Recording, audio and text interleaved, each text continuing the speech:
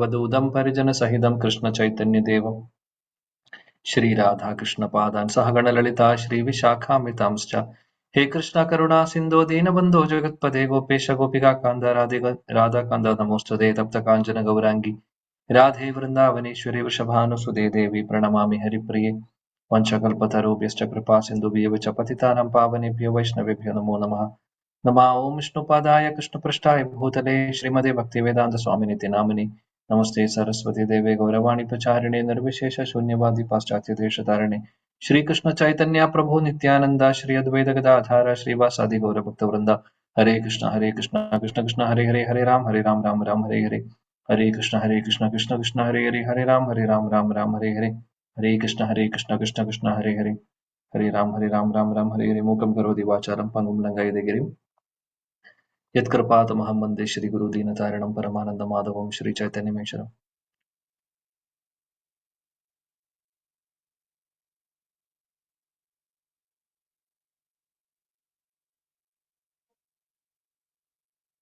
Hare Krishna.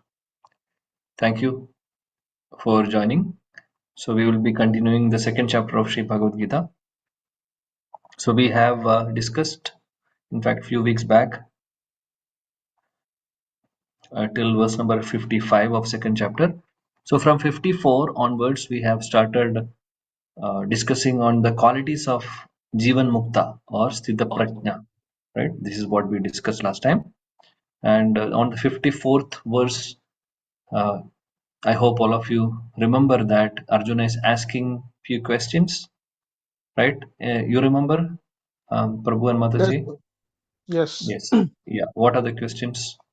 How what language does the prajna speak? Number one. Number two, how do they speak? Number three, Kim Asita, First, how does he sit? Kavasha is not, Ka in fact, Bhasha. it's symptoms. Basically, the literal meaning may be language, but the actual meaning is Yeah. what are the symptoms? What are the Symptoms of symptoms of Krishna consciousness? what are their Second, general symptoms of the Prajna or symptoms. devotees, basically? Yeah. Yeah. Yes. Second Number is two is King Prabhasheta, which is how do they speak, Prabhasheta. or Prabhasheta. Prabhasheta, Hmm. or how do they act on dualities, on receiving dualities. You're receiving praise or blame, affection or hate, Praise or how hate they or love, will yeah. speak Respond. externally or internally, basically. How does they respond? Okay, How three. do they speak externally, internally, or how will they respond? Number three is Kim Asita. How does he sit, or which means actually how does he restrain from sense objects? Restrain his senses from sense objects. Okay. Fourth. Number four is Kim Vrajeta. How does he walk, or meaning how does he respond to sense objects? Very good. Thank you. Nice. Okay, so that is what we discussed, and the 55th verse also, I believe, we discussed, Yes. or no? Yes, Yeah, right? we discussed Yeah. 55 also, Prabhu. Yeah, 55 is the question to the first answer to the first question, which is what are the general symptoms? Ka bhasha. What are the symptoms of a devotee? What are the symptoms of a Jivan Mukta? What are the symptoms of a Sthita Prajna? Or one, so what is the meaning of Sthita Prajna or Jivan Mukta or devotee? Or basically one who is in Krishna consciousness. That's the meaning. Okay. So what are the symptoms of those who are in Krishna consciousness? So answering to that, Krishna is saying that Prajahati yada kaman sarvan partha manogata. He said Prajahati yada kaman, one who gives up all material, all kinds of material desires that arise from the mind. Sarvan partha manogatan, which arises from the mind, because material desires are in the mind. So whatever desires are there, giving up all those material desires. Atmani evatmana tushtaha, and one who feels self-satisfaction, one who is satisfied in the self. So what is the actual meaning? The meaning is that satisfied in the self means understanding that we are a part and parcel of Krishna and we are the servants of Krishna. He is the master, I am the servant. So in that relationship, we are finding satisfaction. That is the actual satisfaction. That is Atmani Evatmana Tushtaha. So when we understand that we are Krishna's servant and we are happy in that understanding, and we are feeling happiness. Oh yes, Krishna is my master, I am his servant. So we feel satisfaction. That is the symptom of a Siddha Prajna, symptom of a devotee. He will not be happy. He or she will not be happy with some designations. Oh, I'm an engineer, I'm a doctor, I'm this, I'm a collector, I'm PhD, I'm postdoctorate. No, I'm an Indian, American, or anything. Doesn't matter for them. That's not the actual designation. The actual identity and designation is where, yes, I am the servant of Krishna, and we feel satisfaction. But now, what is happening to all of us? That when somebody is saying that, oh, Prabhu, oh Mataji, you're so great. You're so great means yes. So we feel that we are great. So we are identifying ourselves with some designations. All these designations are temporary. All these designations are temporary, and it is not going to help us in Krishna consciousness, basically. So that is why bhakti, one of the definition of bhakti is that sarvopadi vinirmuktam tatparatvena nirmalam rishikena rishikesha sevanam bhakti ruchyate. This is also one of the definition of pure devotional service or pure bhakti. What is that? Sarva upadi vinirmuktam means forgetting all our designations, designation of the country, designation of our profession, even so any designation, father, mother, designation of a child, everything is designations basically. Sarvopadi, so free from all those designations, and understanding that and serving Krishna. His name is Rishikesh. Krishna is Rishikesh.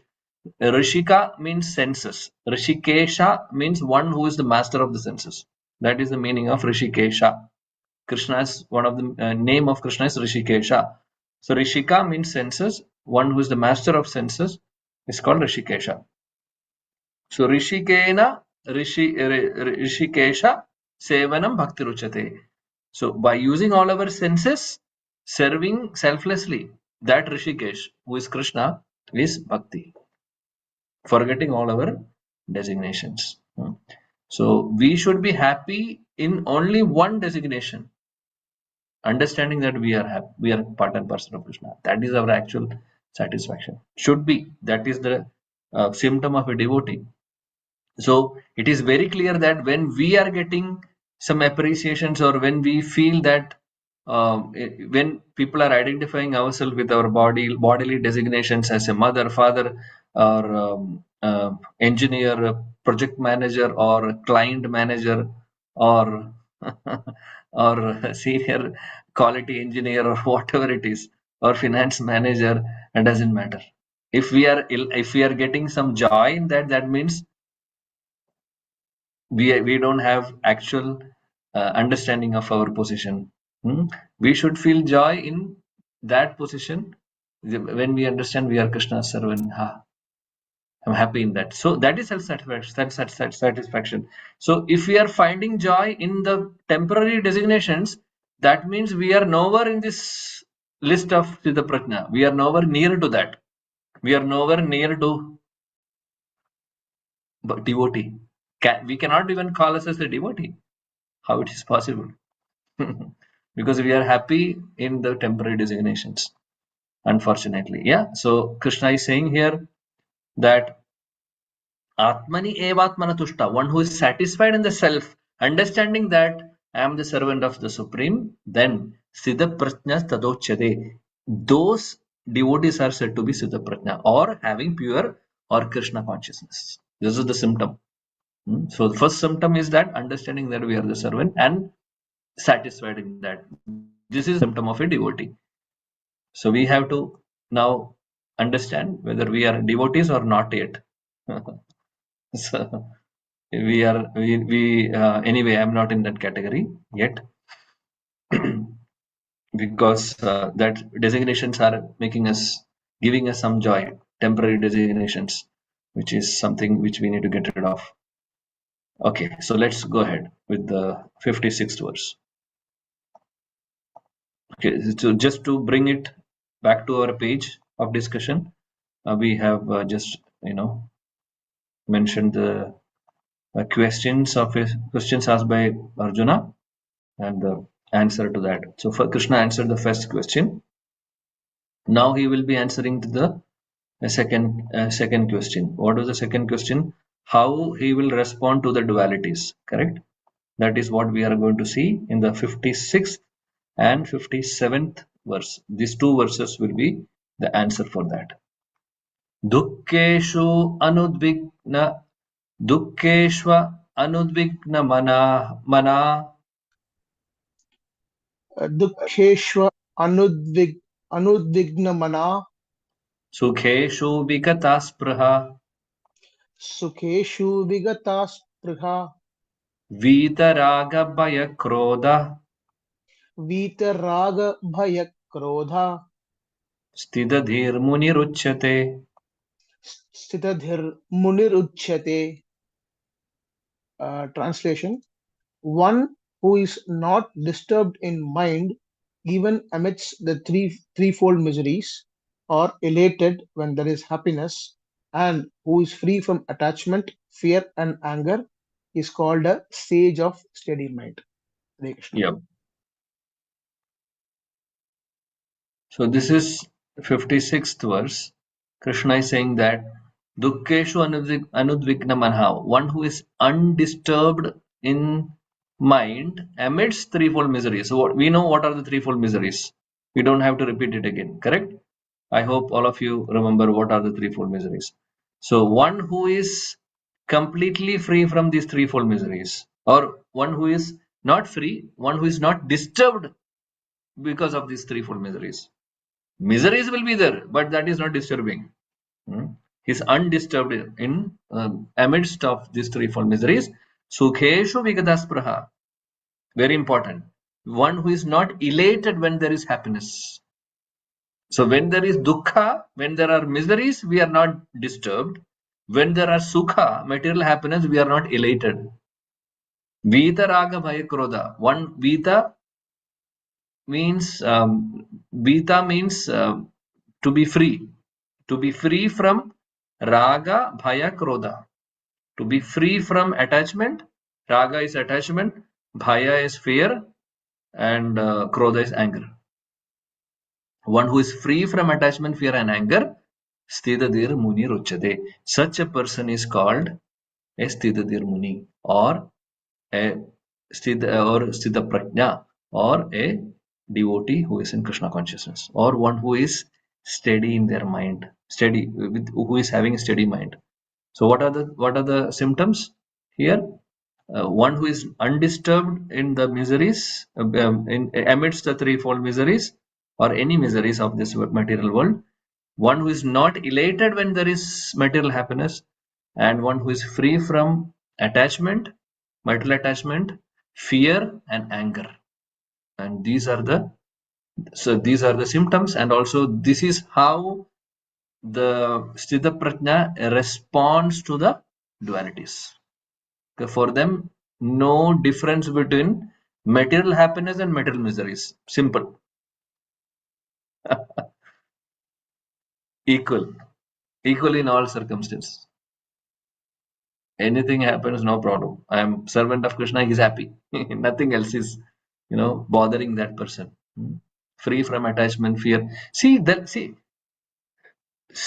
level what Krishna is. You see, we may think that we are devotees actually, but are we coming into these categories? So how far we have to go? How far we have to rise to this level? Actually, we should come to this level one day. So we are so far away now, and we may think that okay, it is easy once in a while. Okay, every week we are meeting, we are discussing some katha and having nice prasadam and going back. Okay, I will also go back to Godhead while after I finish this life. We may think like that. It's not. The goal is so lofty and it's not easy as we think. Okay, as initially we say, okay, we chant Hare Krishna Mahamantra, okay, we can all go. But Hare Krishna Mahamantra should, by chanting and hearing, studying the scriptures, then we should come to this level one day. Otherwise, we are not at all fulfilling the eligibility to enter into that world. Because any material attachment is a impediment for us, small or big or whatever. So this equanimity, Krishna is throughout speaking in Bhagavad Gita. You can see so many verses Krishna says this equanimity, free from duality or be equal in dualities. He is not only one verse. There are so many verses. We will see whenever we study. I have discussed one of the verse was just after the second 14th verse, 15th verse also. Krishna is saying that. Remember we discussed that. Matra Sparshastu Kauntaya Shitosna Shugadukada. The next verse to that, Krishna is saying that one who is having that equanimity, he is eligible to come into the spiritual world. So here also basically he is saying that. And there are many places wherein Krishna speaks this. So please let us know the importance of being equal in all circumstances, tolerating the reversals and not getting elated during material happiness. So these two things. Okay, Srila Prabhupada's Transcendental Purport. Srila Prabhupada ki jai. The word, okay.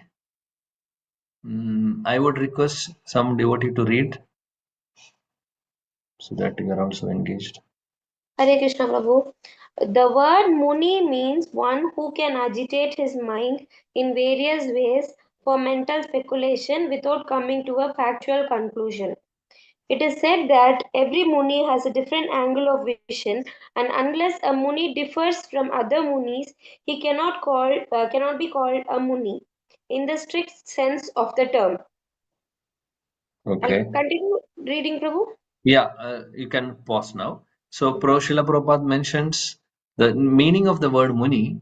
The meaning of word Muni means one who can agitate his mind in various ways of mental speculation. Means, what is the meaning? Agitate his mind means one who, speculate using the mind, speculate many things or interpret.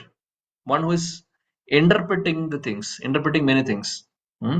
And not only that means the second line also clearly says that one who is having a different angle of vision. That is the meaning of Muni basically.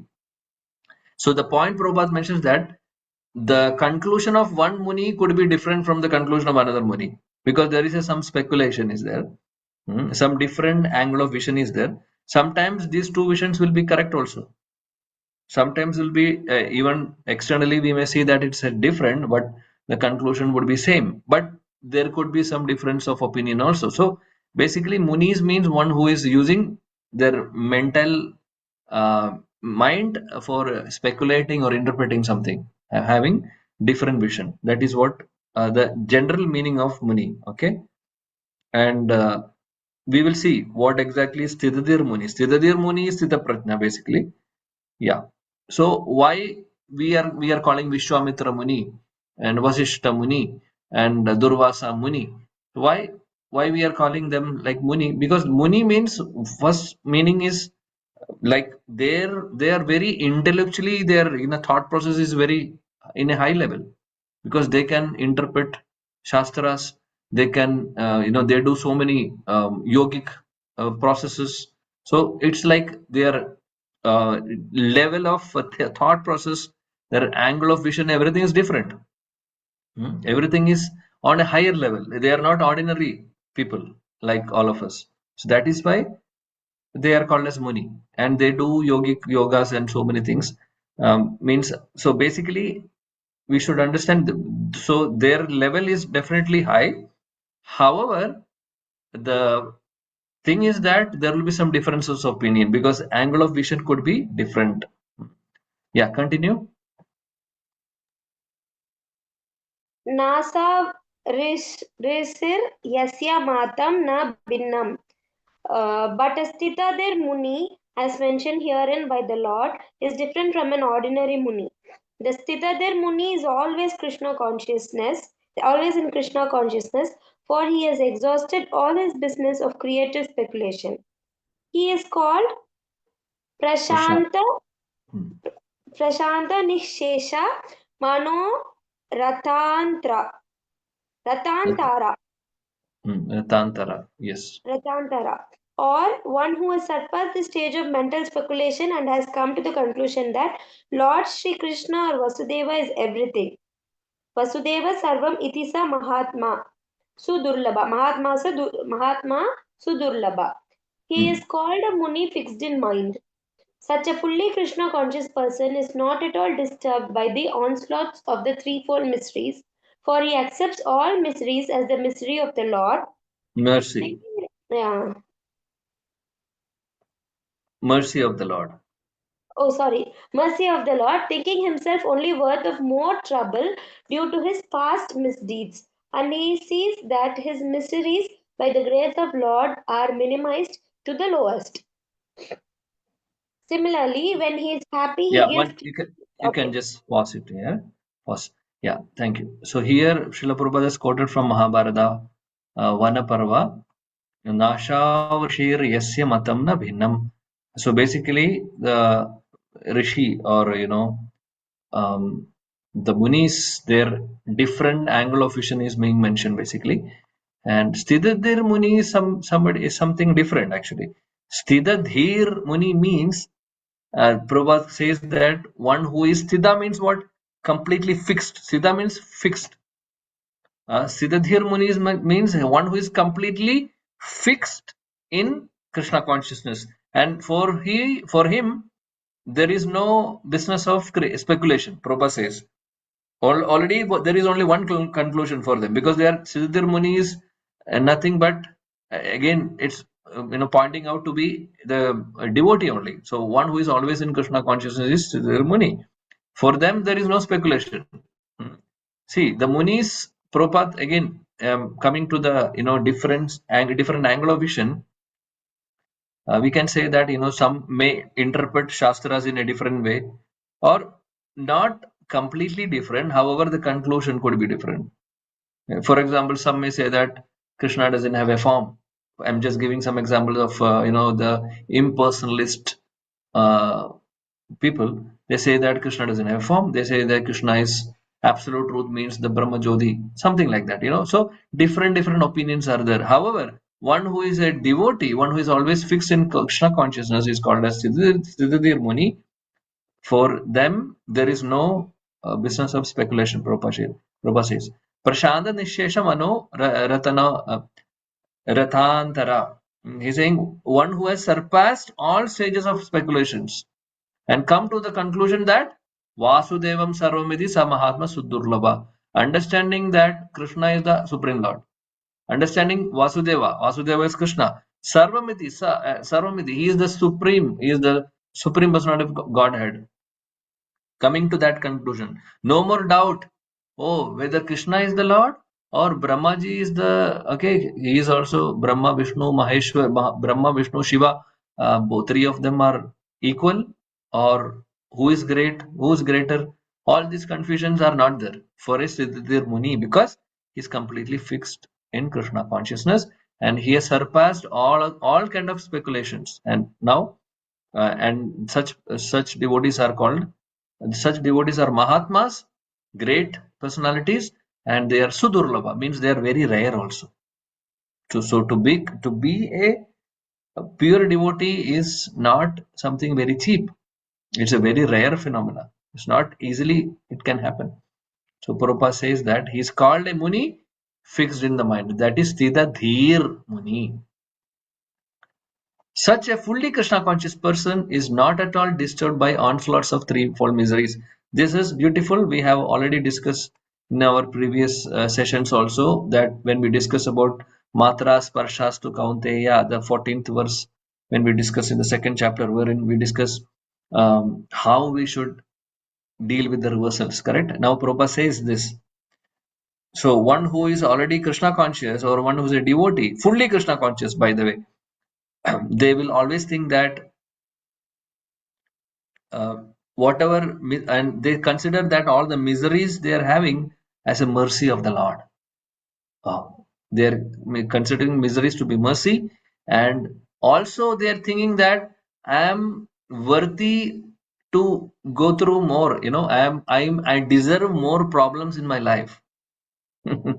That is the mentality of a devotee. Oh, Krishna is so merciful that he is minimizing my problems, minimizing my karmas, minimizing this intensity of the problems in my life, and he has minimized to the lowest so that I can handle it. But actually, I deserve more. So this is the mentality of a devotee, pure devotee. Hmm? When miseries come, when happiness, material happiness is coming, how they take it? Yeah, please continue. Similarly, when he is happy, he gives credit to the Lord, thinking himself unworthy of the happiness. He realizes that it is due only to the Lord's grace that he is in such comfortable condition and able to render better service to the Lord. And for the service of the Lord, he is always daring and active and is not influenced by attachment or aversion. Yeah. So when there is a material happiness, he gives credit to the Lord. Now we say you would have seen also that when somebody is glorifying or appreciating or giving credit, say all glories to Srila Prabhupada, all glories to Srila Guru Maharaj, all glories to Guru and Gauranga. So we dedicate that credit to Krishna. However, most of the problem is that we say that externally, but internally we are happy to hear appreciations. We say, oh, no, no, no, I don't deserve. Everything is Krishna's mercy. All glories to my Guru Maharaj, we may say. But internally we are desiring, can you tell one more time? Can you just appreciate me one more time? I feel so happy inside. So, can you just repeat the same thing to other person also? Something like that. If we feel this is completely wrong. Wrong in the sense, mentality. So that is the spiritual maturity. A person, a devotee, if he is a nice, sincere devotee, he will not take any credit from your lips to Krishna's ears or Guru's ears. That is not even accepting. We are just instruments, and instrument doesn't have any role to play. Just the credits are going directly to, should redirect completely to the Lord and Guru. Yeah. And he's always daring and active and is not influenced by attachment or aversion. Attachment and aversion. So these two are opposite terms. Attachment means too much material attachment. Aversion means too much detachment. This is something, not detachment doesn't mean that. See, why aversion is not good? Too much detachment means we say, oh, I cannot do any activity. If I do any karma, if I do any activity, I will get karma. So even we are running away from our duties. That is aversion. That aversion is not acceptable. We have to do our things. We have to do our actual duties, dedicating to Krishna, using our senses in the service of Krishna, not running away from that, which is not recommended. That is aversion. Means too much detachment. So yeah, continue. Attachment means accepting things for one's own sense gratification, and detachment is the absence of such sensual attachment. But one fixed in Krishna consciousness has neither attachment nor detachment because his life is dedicated in the service of the Lord. Consequently, he is not at all angry even when his attempts are unsuccessful. Success or no success, a Krishna conscious person is always steady in his determination. Krishna. Yes, thank you. So attachment means one who is accepting for one's own sense gratification. So that is attachment. And detachment means absence of such sensual attachment. But again, we should be careful. It should not be, it should not go to that extreme that we are even not ready to do our duty. That is not the actual aversion. That kind of detachment should not be there. We have to do what we are supposed to do. However, dedicating that to as a service. That's what Prabhupada says. Nor, see, neither one who is fixed in Krishna consciousness has neither attachment nor detachment. He is neutral, and because his life is dedicated to service of the Lord, so whatever I am supposed to do as a matter of duty, whatever I am supposed to do, I will do it, and as a service to the Supreme Lord. That is the mentality. Hmm. and loving service, not just service as a matter of duty. As a servant, how the servant is serving the master, there should be some love, there should be some relationship. Otherwise, it will again become a duty. Okay, duty level, duty wise, the bhakti can be in different levels. So out of duty is second level actually, but the highest level is that out of love. So dedicating to service, dedicating our services, whatever we do to Krishna, that should be with love actually, not only as a matter of duty. Not in that, okay, at least now in our current state, let us do as a matter of duty, because we are not having that kind of love or attachment to Krishna yet. We are not yet in that level. So now let us do as a matter of duty, and that will, when that will change slowly, gradually, we will come to the next level actually. So now we should at least do as a matter of duty. This is important. Yeah. So Prabhupada says, he is not at all, consequently, in any circumstance, not at all angry in any attempts, successful or failure. Success or failure doesn't matter for that person. Success or no success, a Krishna conscious person is always steady in his determination. So this is the beauty of, this is the beauty of Srila Prabhupada's purport. See how beautifully Prabhupada is explaining. So how can we just leave one line without reading it? Right? He is giving us everything. Understanding the verse is making us understand the verse in a very deeper, deeper level. He's going into that level practically. He is also telling us what to do, what not to do. This is what we need to do. So it is something amazing. So that is why it is very important that we have to read each and every line and understand. If we are really inclined to it, if we are serious, maybe not everybody is interested, but whoever is interested, please take it in that way. We should be, happy by when we read Srila Prabhupada's explanation, and he brings Acharya's explanation also, and of course, explaining directly what Krishna is saying. Because of these purports, we are able to understand actually what is the meaning of these verses. Otherwise, how we'll understand it? Okay, externally we may understand something, but not deeper concepts, right? So it's very important. Only a pure devotee can give such purports. So all, see, now whatever we read, we understood what is the mentality or what is the level of Prabhupada. Prabhupada wants us to become a Siddha Prajna, all of us.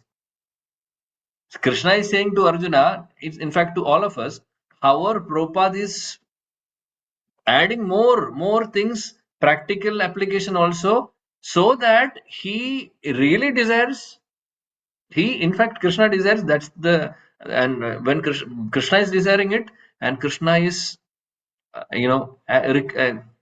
expressing his desire through acharyas. And acharyas having the same desire. They are all in the same, thinking in the same level actually.